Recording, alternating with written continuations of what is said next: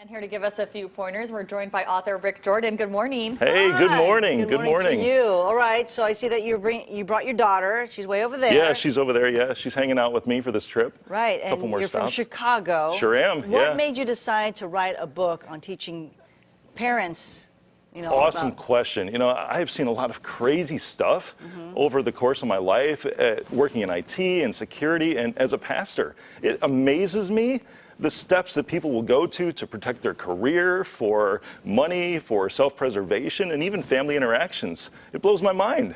Yeah, and I can't just fathom the things that people will just go to do to try to protect their own selves.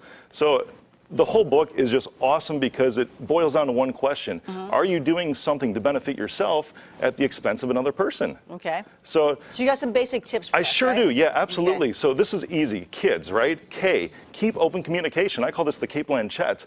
She said, I think I'm pretty loving, but what I do know is you have to let them talk and you have to listen. It's fun. My wife is amazing at this because she'll, even with my daughter that's here, she'll curl up with a pillow at bedtime, which is a very important time, and just let them talk, sometimes for hours. And we know that when they have ethical challenges, we will be their first person to come to because they have had this atmosphere of open communication. Right. Yeah, and I is the Garth Brooks. This dude blows my mind.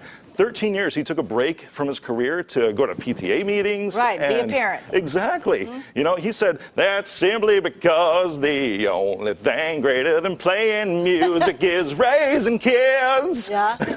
It's awesome. My D is display affection. Give them hugs. The Will Smith. Because Will, even on the red carpet in public, he would give his son Jaden a big old kiss and hug right there in front of everybody. Kids will eat this up, especially young kids, and this is the fun part. You can really embarrass them when they're teens. Right, that's true, that's true. Exactly. And one of my favorite ones is screen time, the Barack Obama. So Barack and Mrs. Obama, they were hardcore with their daughters when it came to TVs, tablets, and phones when they were in office. Yeah. That's something that I try to tell parents, have dinner as a family at least 3 times a week together and leave the screens in the other room. Right. So that's challenging these days. It absolutely is. And it's going to be a bit awkward at first with some crazy stares around the table because parents have to do this too. They absolutely do. They're one of the biggest offenders when it comes to this. But do this for a couple weeks and then you will see just an amazing impact on your family life. So I mean, that's easy, right? 4, K is keep open communication, do the bedtime thing. I, be involved, be that soccer mom. It's cool. D, display affection, give them hugs, and S, limit the screen time.